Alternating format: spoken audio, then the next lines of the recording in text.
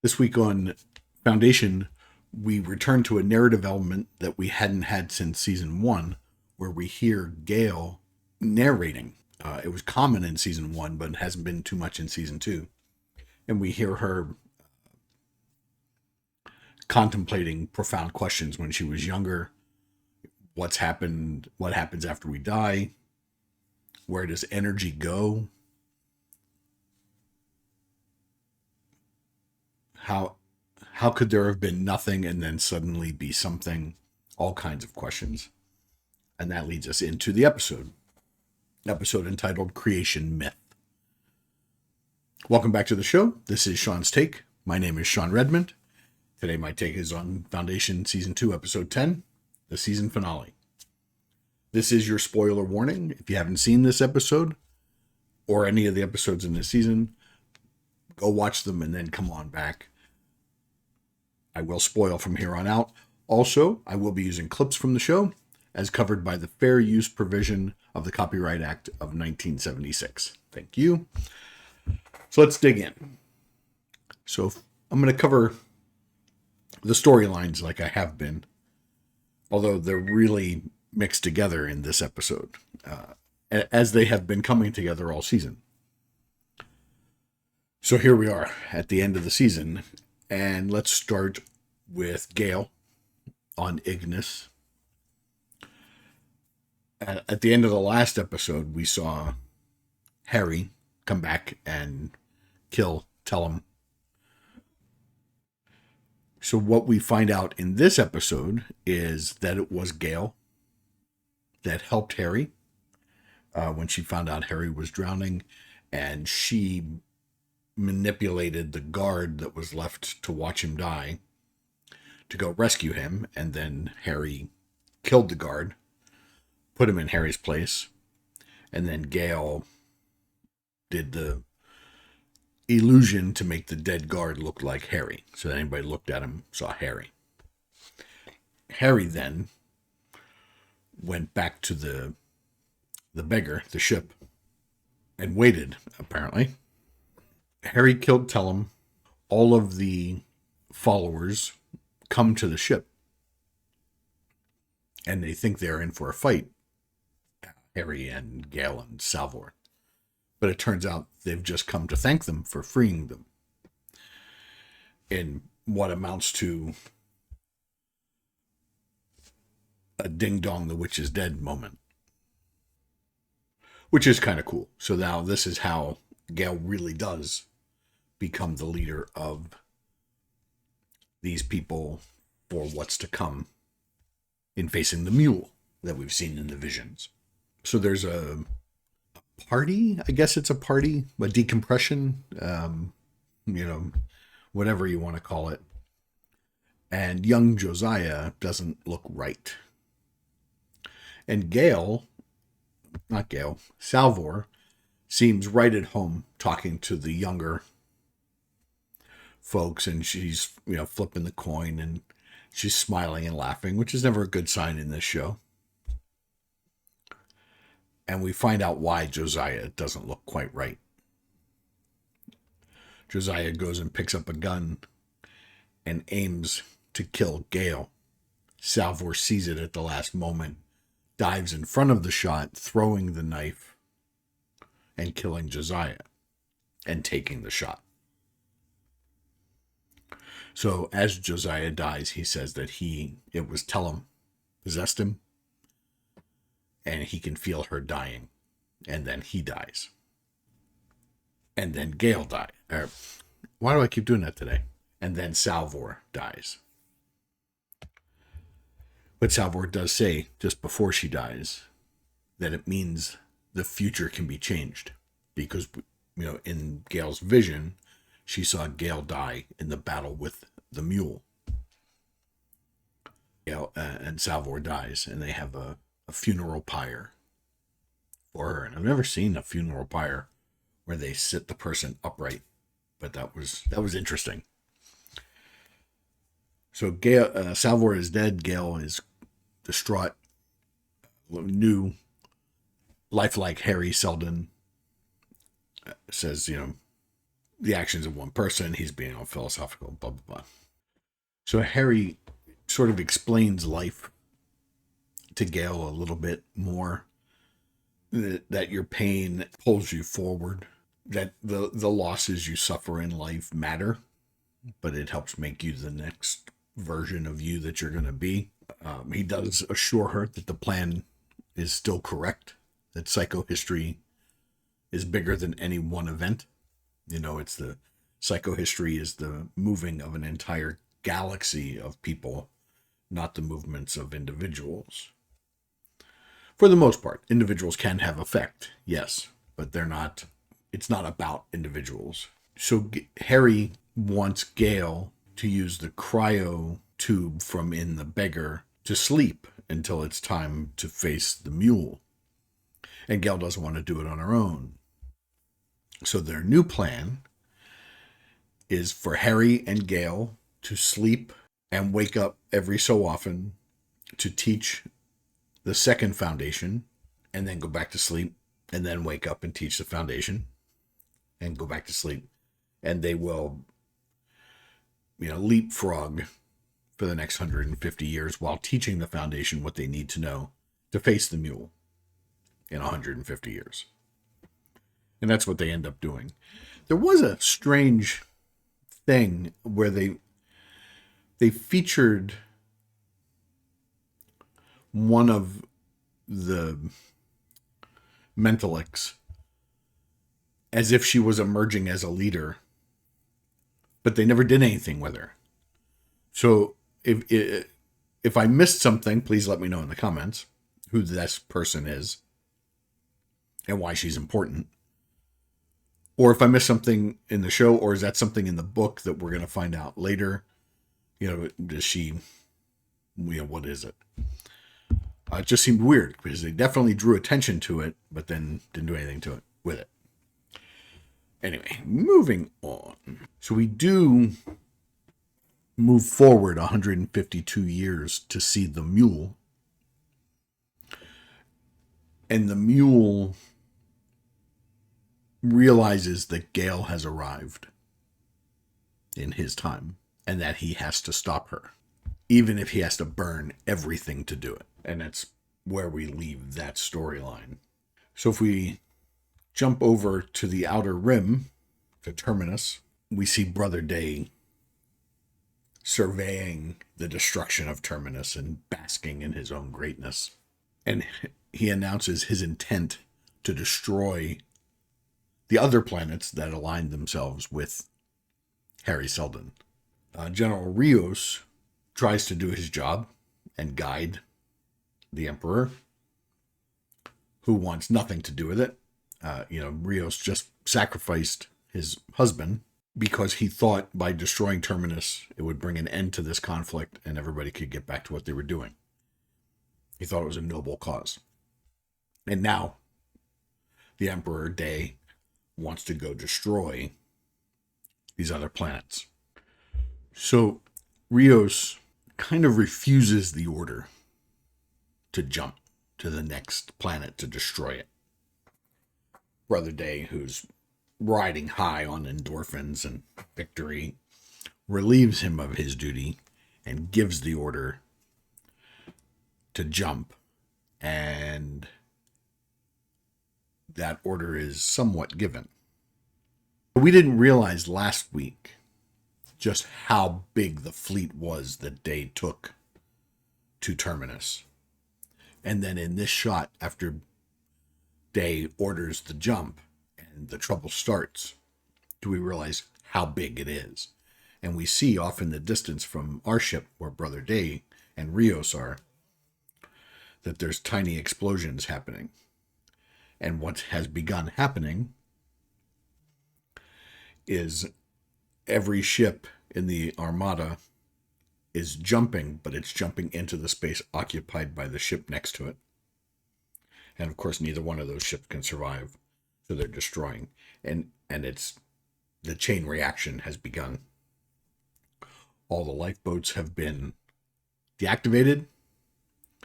Nobody can escape the ships, and the ships are all basically self-destructing. This does not sit well with Brother Day.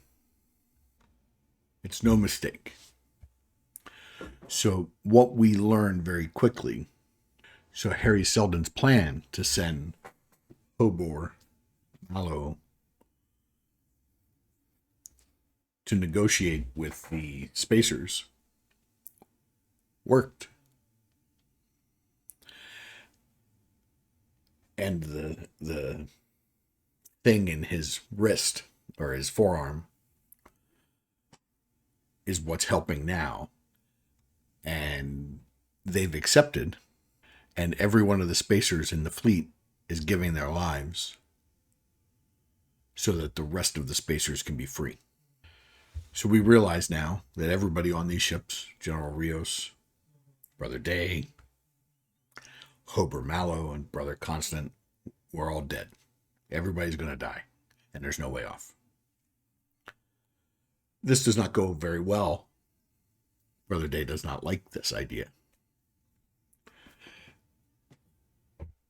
And he starts beating Hobor Mallow. And then very soon, General Rios joins. And he and Brother Day have their fight that's been coming for quite some time. It's a pretty good fight. And if we recall, Brother Day took off his aura down on the planet and apparently never put it back on. So he's not protected. He doesn't have his suit of armor. So he's really getting hit for the first time in his life. So I was a little taken out of the scene by the fact that Day was as tough as he is when he's getting hit for real. You know, when you're wearing an aura and you're protected from being hit and you're tough, that's one thing. But Rios is an actual soldier hitting him, causing damage probably for the first time in Day's life. But the fight goes on, and Day does pretty good. Gets the best of Rios. Rios ends up in the airlock. And Brother Day spaces him. And then we find out, finally, we get the payoff for the moment we met Hobor Mallow.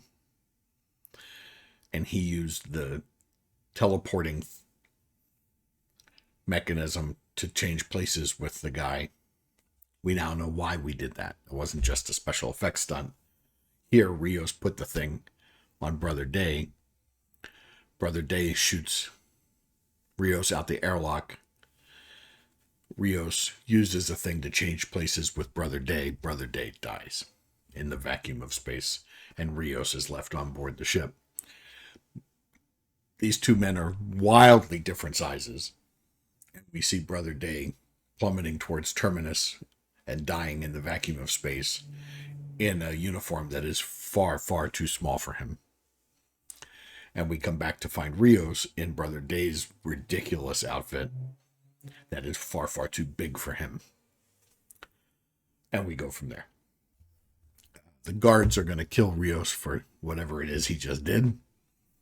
And Rios says, listen, we're all dead. There's nothing anybody can do. We only have minutes or moments. So Rios and Hobor are going to...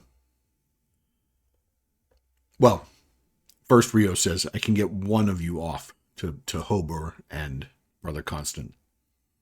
Brother Constant wants Hobor to go. Hobor says, I've done my part. You can do more.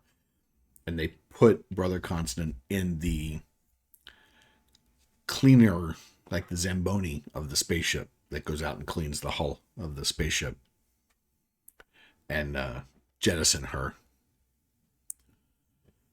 And then Rios and Hobor sit down to enjoy this bottle of wine that Hobor has been coveting since we met him.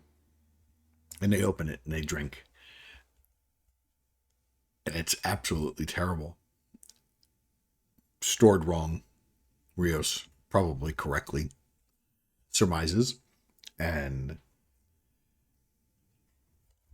they decide that it tastes like Becky's asshole, which is funny.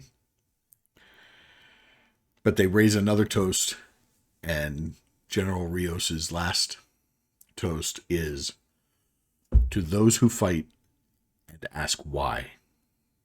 And their ship is destroyed. And that's the end of Hoper Mallow and General Rios. And then we see Constant in the cleaning module floating through space, running out of air. And suddenly, of course, there's a twist. And the vault from Terminus is in front of her. And it takes her in. She gets out of the... And Polly walks forward. She sees him. He's not dead. And it turns out everyone from Terminus went into the vault. And they look up. And they're all there. So the Foundation is intact. It's just not on Terminus anymore. Including Gail, General Rios' husband, is alive and well. Which is sad for him. So, the Foundation continues inside the vault. So back on Trantor, we see Dusk and Rue trying to get out of the cell. She is not happy to find Dusk in this place. And of course, she cannot let them go now that they know her secret. We find out that Demerzel really is a slave to her programming. We do find out that she arranged the assassination attempt on Day. But it was designed to fail, but it was designed to lead back to Sereth to end the marriage possibility. Demerzel doesn't really... She's torn between wanting out of her obligations and adhering to her programming. So Dusk offers to reprogram her, and she does regretfully say, I would destroy you. There is this entire thing, and then Dusk knows what's about to happen, and he very gently walks forward, forgives Demerzel, hugs her, and then steps back to await his fate, which of course comes very quickly. And what he did in that moment was very smart. And what we find is, as Demerzel and Dusk were talking, she explained that she couldn't allow the end of the genetic dynasty, that Sereth needed to be handled, and that the attempt on Brother Day's life would lead back to her. And then we see Sereth being arrested. And as Sereth is being led back, Brother Dawn comes out, and Demerzel begins to explain that as compromised as he is, he can't oversee this. She's responsible. It's going to be handled. And as he begins to protest, he sees what Dusk had done to send him a message. And Dusk had put green paint on Demerzel's neck, which we saw on the painting, the big tapestry painting mural, that the added green paint denoted traitor. So when Dawn sees what Dusk did to Demerzel, he knows that Demerzel has been identified by him as a traitor. To his credit, he believes it. He agrees to Demerzel. We'll meet later. And the story continues. So he does go get Sereth to attempt an escape. We do cut to Demerzel seeing what's happening to the fleet around Trantor, around Terminus. Sorry, I'm really having trouble speaking today. And that no lifeboats had launched. So she knows that Brother Day is done, that he's dead. She was there when Terminus was destroyed. She did bring the Prime Radiant with her. And so she goes and decants all 3 clones. She decants a new dawn, a new day, and a new dusk. There's a brief conversation. We do hear her speak to Brother Dawn as Dawn and Sereth are escaping in Sereth's ship. And that's when Demerzel finds out that Sereth is pregnant with Dawn's child. Naturally, not a clone. And that affects Demerzel. She does make the threat. And they go.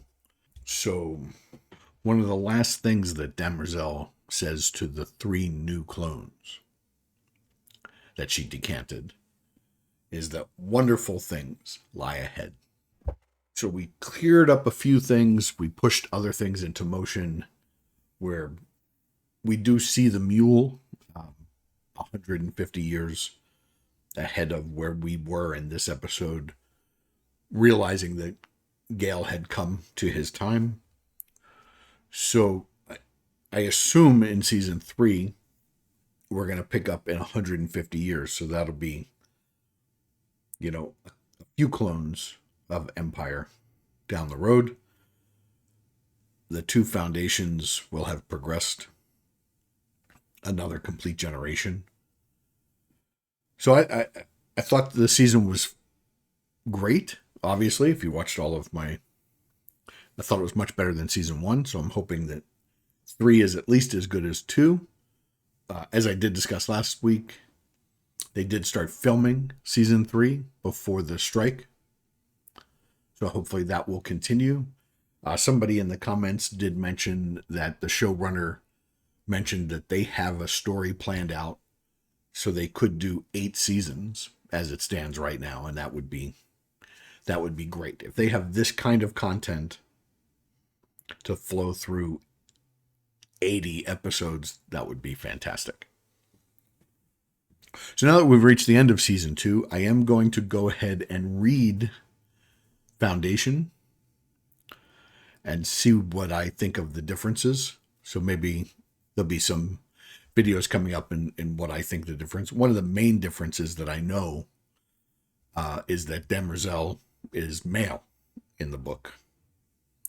So there's a whole lot of that storyline that won't be, because that character is gender swapped. At least I think it won't be. So what are you thinking of this season? I can't wait for season 3, although it's going to be a while. So let me know in the comments what other things you're watching, what other things you're looking forward to watching. So that was Foundation Season 2. In the scheme of things, I think this show really hit its stride in this season. I did we didn't sort of mess around with Tellem and the Mentalics. We sort of had a moment, told the story, moved on. Great storytelling. Gonna miss Salvor, because she was just becoming really interesting too. But let me know your thoughts. Let's discuss it in the comments. And that's it for season 2 of Foundation. Thanks for being here. I'm Sean. See you next time.